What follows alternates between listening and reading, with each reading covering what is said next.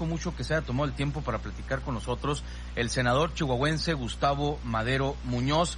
Le comento, Gustavo Madero, él es presidente de la Comisión de Economía del Senado de la República y estuvo participando en un foro de emergencia económica. ¿Qué hacer para enfrentar las crisis que tenemos? En este caso, la crisis principal, la de la pandemia y la económica que viene posterior a ella.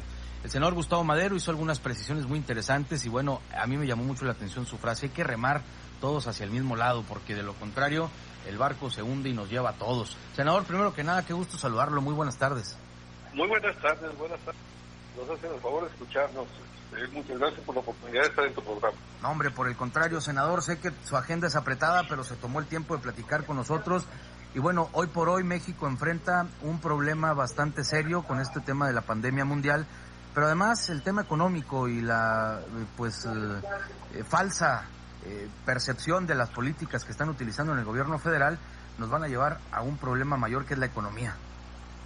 Sí, fíjate, hay una consecuencia de la forma de enfrentar la pandemia, que es pues quedarse en casa y impedir la movilidad máxima de las sociedades, y esto disminuye el consumo, afecta la producción y por lo tanto hay una desaceleración de la economía en todo el mundo. Pero el problema principal, Jorge, es que en México va a ser más grande que en otros países la recesión. Es lo que nos preocupa muchísimo.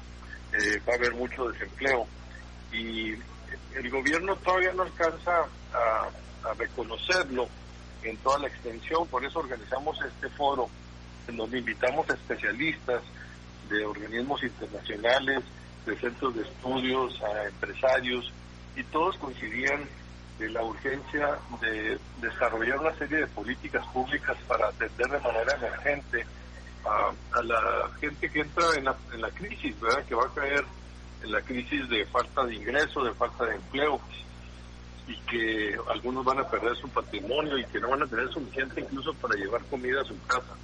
Estamos hablando de la gran mayoría de los mexicanos que les va a faltar oportunidad de ingreso en estos tiempos de recesión, y por eso estamos hablando de un pacto social, porque como tú te acordarás, antes, cuando había crisis, de la crisis financiera, la crisis de la devaluación, pues se hicieron una serie de pactos para entre todos ponernos de acuerdo y cada quien poner la parte que le toca.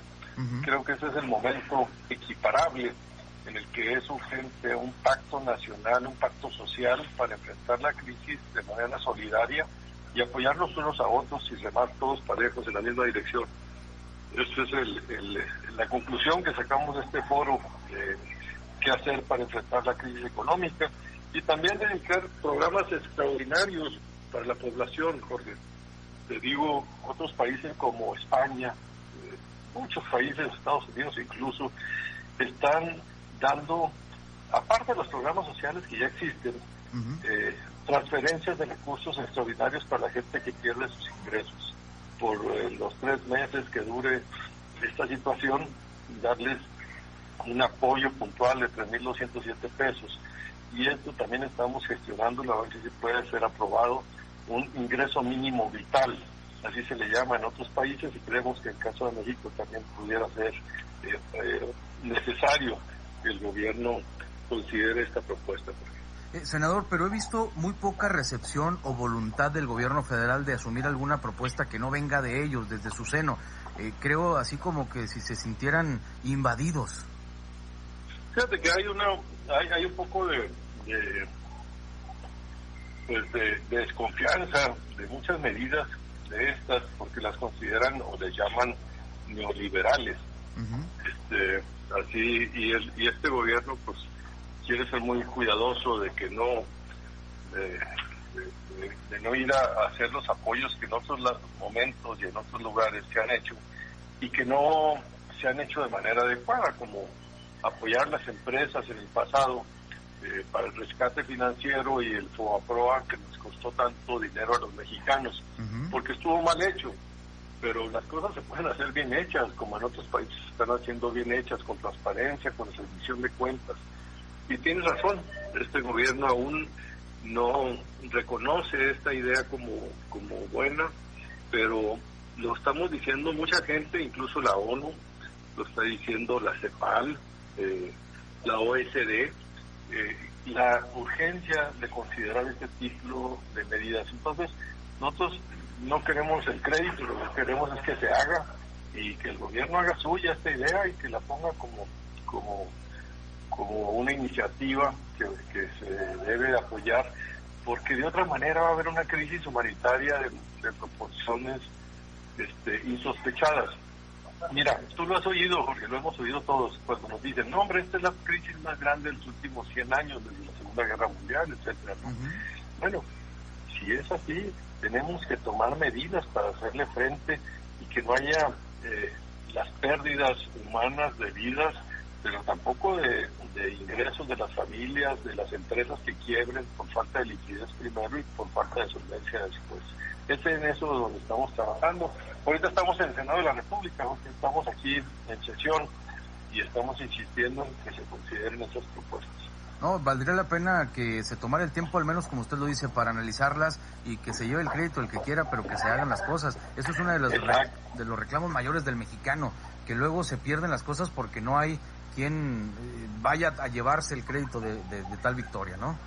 No, ahorita el crédito es lo de menos. El cierto es que las medidas se lleven a cabo y tenemos los colores, los partidos y buscar las soluciones que sí funcionen y que se apliquen de la mejor manera. Hay pocos recursos, estoy de acuerdo, pero hay margen, hay manera de hacerlo. Mira, tú a tu familia, cualquiera de los que te están escuchando, cuando a alguien le cae una enfermedad a uno de sus miembros de la familia, y es de esas enfermedades pues que se llaman catastróficas porque incluso cuestan mucho dinero para atenderse las medicinas, pues uno hace todo lo posible por salvar al miembro de la familia, ¿verdad? Claro. Al hijo, la hija. Vendes, empeñas, trabajas el doble o incluso pides prestado y te endeudas, ¿verdad?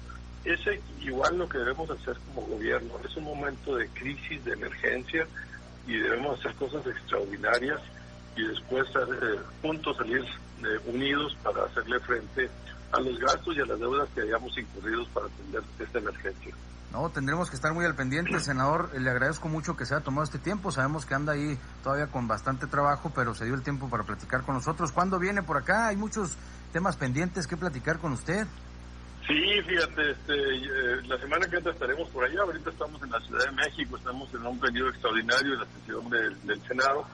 Tenemos varias leyes, algunas no estamos de acuerdo en ellas y vamos a votar en contra, te lo anticipo. Como esto de la prisión preventiva oficiosa, que creemos que se pierden pues los derechos humanos y el principio de la libertad para hacerle frente a la justicia, ¿verdad? Eso es lo que estamos aquí ahorita en contra de esta iniciativa que hoy se va a votar. Pero la semana que entra ya estaremos por allá y con mucho gusto platicamos. Si me invitan a la cabina, pues con más gusto todavía. Hombre, por supuesto, aquí para charlar largo y tendido, porque bueno, por acá se le menciona mucho, senador, y necesitamos saber, tener algunas respuestas. Con mucho gusto, me encanta la idea.